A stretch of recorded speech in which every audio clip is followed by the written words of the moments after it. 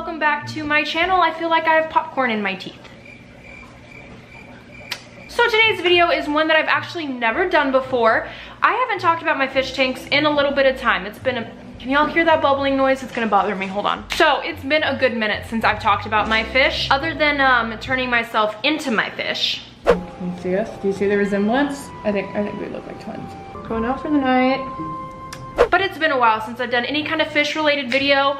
I've just been so invested in my snakes lately, as you guys have probably seen. But it's time for me to start bringing all my kinds of content back into the loop, because it's been a minute. So for today's video, we are going to be doing a fish store haul. I went to the fish store day before yesterday and I spent about $2,000 there, and I thought, you know what?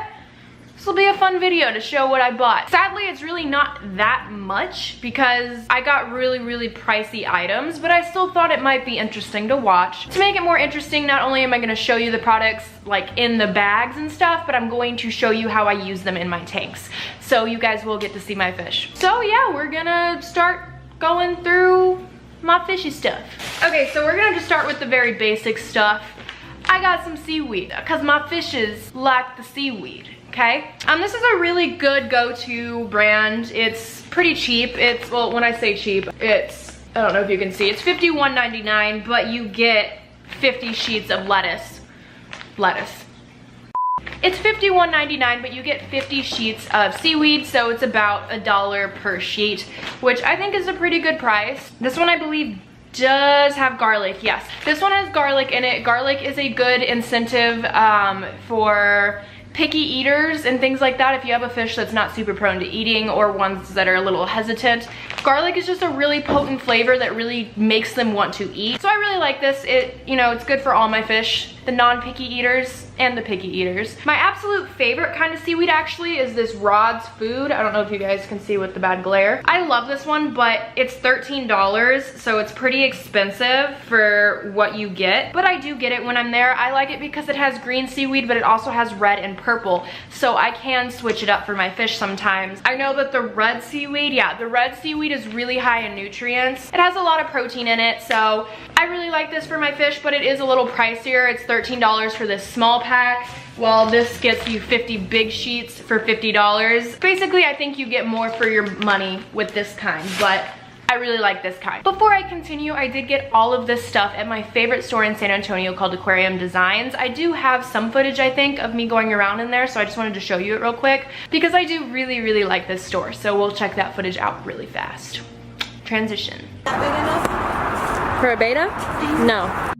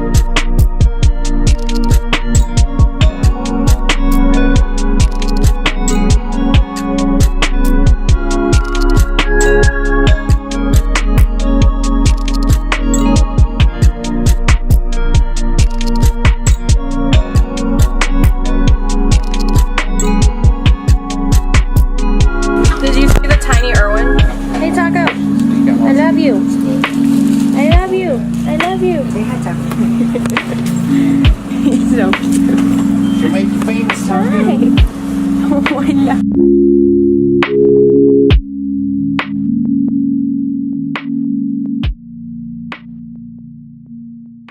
Okay, so next up, I have a GFO reactor and a carbon reactor in my fish tank. It's in my sump. A carbon reactor and a GFO reactor is kind of like what you would see like an RODI unit. It's its own unit which actually pumps the water through it, cleans it, and then sends it back out on the other side. I have it sitting in my sump. And whenever the media inside of the GFO reactor and the carbon reactor starts to get dense, if the GFO doesn't dance in the water and starts to clump up, that's when you know it needs to be changed. So I did buy some, I normally actually get a different brand, but we're just trying this brand out because it is a little cheaper and more affordable. So I got some carbon for $10. I got this thing of carbon. This will fill up my carbon reactor really well. And this is the other one I got. This is phosphate band. All this is some synthetic ferric oxide hydroxide, and it goes in the GFO reactor. I do sometimes use different media inside of my sump. It just depends on what, you know, if I have any problems specifically in my tank, if I have high nitrites or high ammonia, depending on any issue that might arise in the tank, that really does depend on what kind of media I end up buying. Sometimes in my sump, I get little filtration media packets to help with ammonia, to help keep the nitrates and nitrites down.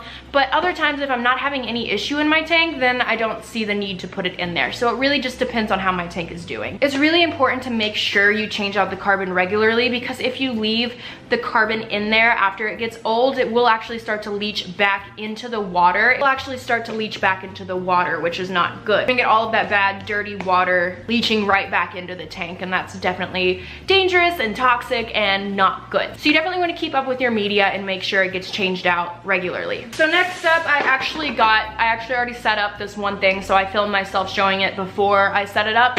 It was a used Kessel light. I believe it was a 380. Let me double check. It is a Kessel 360 tuna blue, so it is for saltwater tanks. The light that was on my 50-gallon tank just was not good. It was a very crappy light. All right, so I bought a used Kessel that we're gonna set up on my smaller tank because it has really terrible lighting and I want to upgrade the lighting. All right, so this is a Kessel A360. It's a tuna blue, and we're gonna go ahead and set it up on this tank because this tank has a little nymph in it that lately has been looking a little bleached, and I just think she needs some stronger lighting. I just don't think it's doing her justice, the lighting that's in here right now. And then we have that maroon clown that I've had since forever. She's still going strong. So anyway, as you can see, looks a little bleached, so we're gonna fix it up.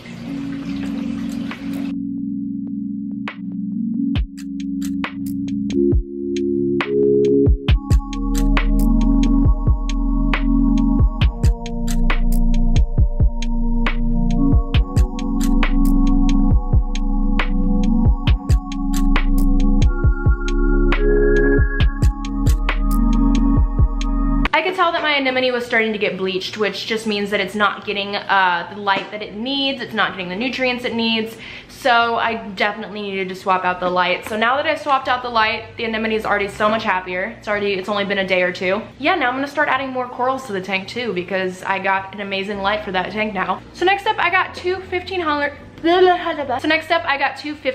gallon per hour hydrocorollas. This is just a wave maker or a circulation pump, whatever you want to call it. I really was not happy with the ones that I had in my tank. I think they've been causing my tank some problems. Some of my corals just haven't been thriving as much as I'd like them to. They haven't necessarily been dying off completely, but there are some pieces of it that are beginning to just show the skeleton. I noticed that my circulation pumps were they were just way too overpowering, and they just blasted the water in a way that just, the tank really didn't like it that much. Hydrocorollas are my favorite kind of wave maker or circulation pump. I really like this brand. So I went ahead and swapped my old ones out for this one. I already set them up, but I bought two of them. Definitely, I think they're worth the money. If you guys can invest in this brand, I promise you won't regret it. I really like the brand. They don't just blast the water. It pumps in a way that's I really like the flow of it so much. And another thing I really like is they're so quiet, and you can set them up to timers. I really like this brand. I've talked about these guys before. A long time ago, they actually sent me a sample for free, and I ended up loving them so much, and I've used them ever since. Coral Frenzy for my corals. It is a coral food that I mix up with water and then use a turkey baster to directly feed it to my corals.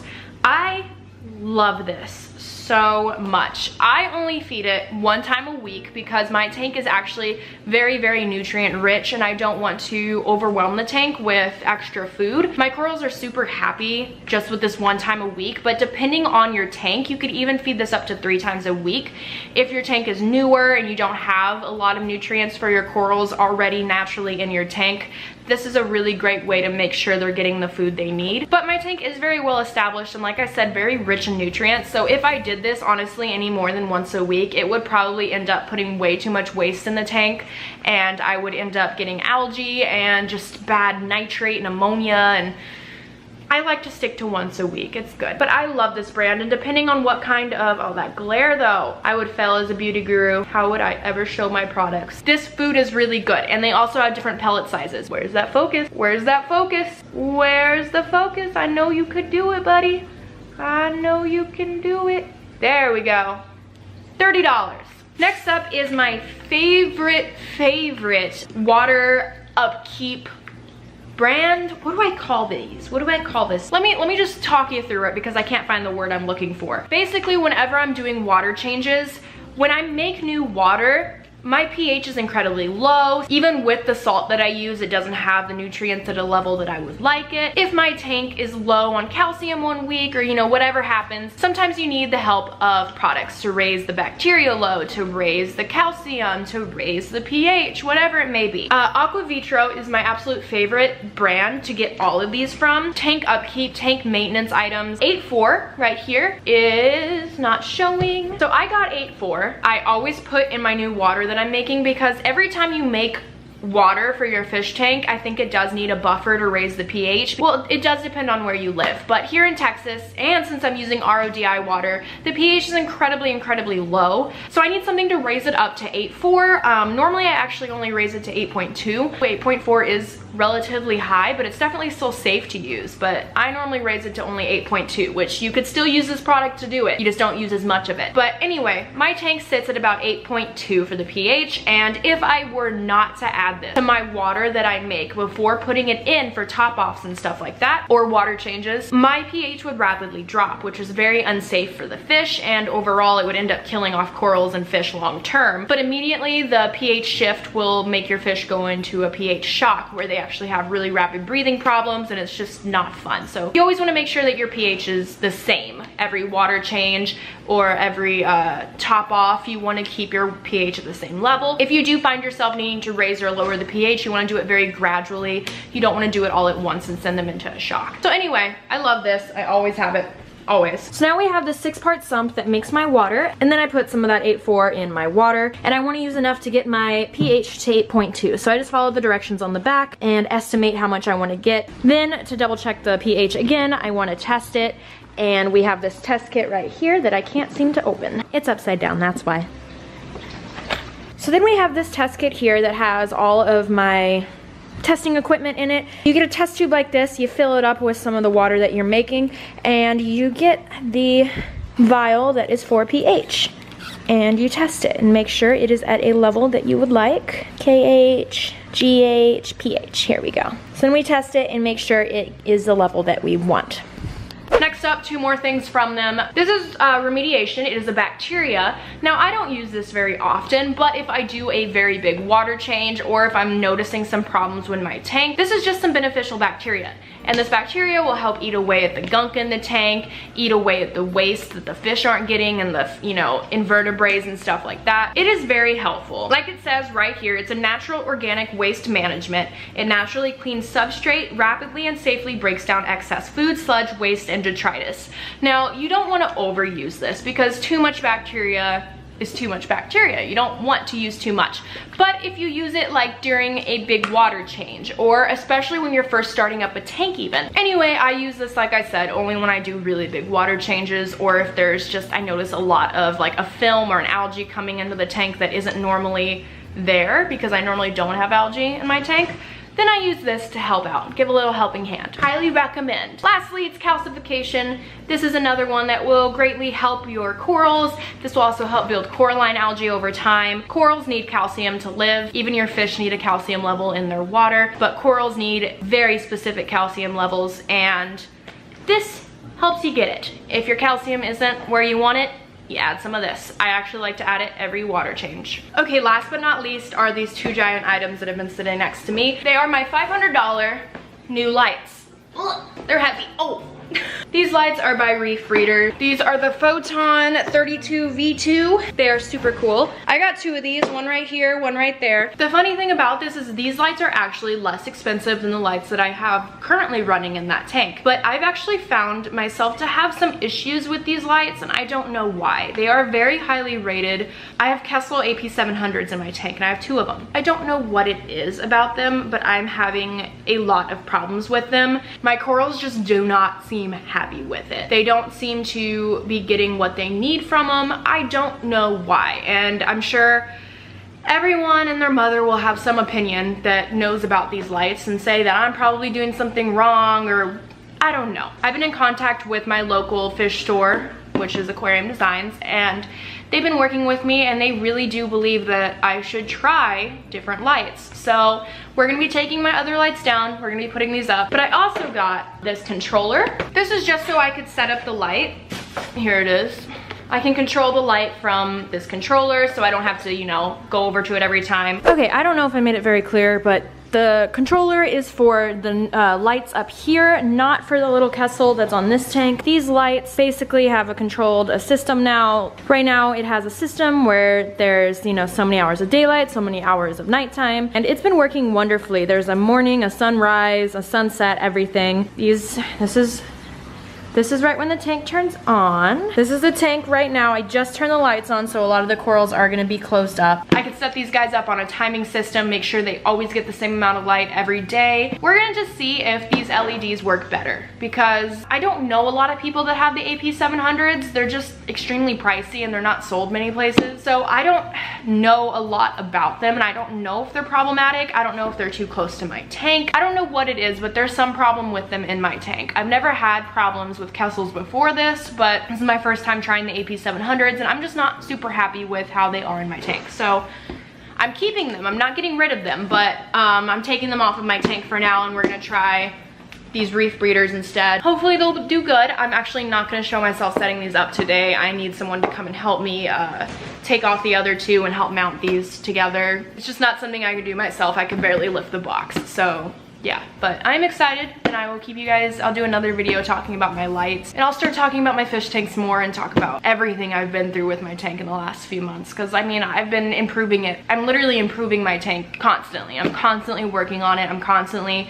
making sure everything's good with it, constantly, you know, making sure my fish are good, my corals are good. I put a lot of time and energy into this fish tank and money, so it's a big project of mine, and I'm excited to continue working on it because I'm nowhere near done. Another thing is, when I move out of my apartment, my lease is technically not up for 6 more months, but in January, I'm going to start looking for houses. I'm gonna start house hunting. I already have a realtor. We've been talking for a few months now, and we're aiming to move pretty soon after that. Move out of here, and if I have to keep paying the lease for a few extra months, whatever. But once I move, I'm going to be setting up a much bigger tank, at least twice as big as this tank. So I'm looking for either a 300-gallon tank, maybe even 350. I'm super excited for that project, super excited to be working even more on these tanks. That's gonna be a really exciting project in the future, but until then, we're just gonna keep, you know, tweaking my 150, but I don't wanna go overboard with it just yet, since, you know, in half a year from now, I'm probably gonna be upgrading the whole tank. I'm gonna try to grow all the corals that I currently have, maybe add a few more corals, but I don't want to go overboard with the tank until I have a permanent tank, because I don't see the point in setting up and working super hard on this 150-gallon just to swap it out for a bigger one. There's a lot that I want to do to this tank, and mainly I want to explore more corals too. That'll be super fun, but taking it kind of slow. Anyway, that's just a little tank update, because I haven't given you guys a tank update for a while, so that's everything I bought. That's my fish store haul. I hope you guys enjoyed. I know it's a little bit of a different video than what I've ever done before. I've never done haul videos. But if you guys liked watching it, let me know, because I am happy to do like a what I buy for my animals in a month kind of haul video or something like that. Something fun in the future, more hauls. And before I go, I just want to let you guys know that I do have new merch out. If you guys want to check it out, it is for the holidays. And yeah, anyway, that is the video. I love you guys so much. If you guys like this video, make sure to subscribe and leave a good thumbs up. And if you hated the video, give it a thumbs down.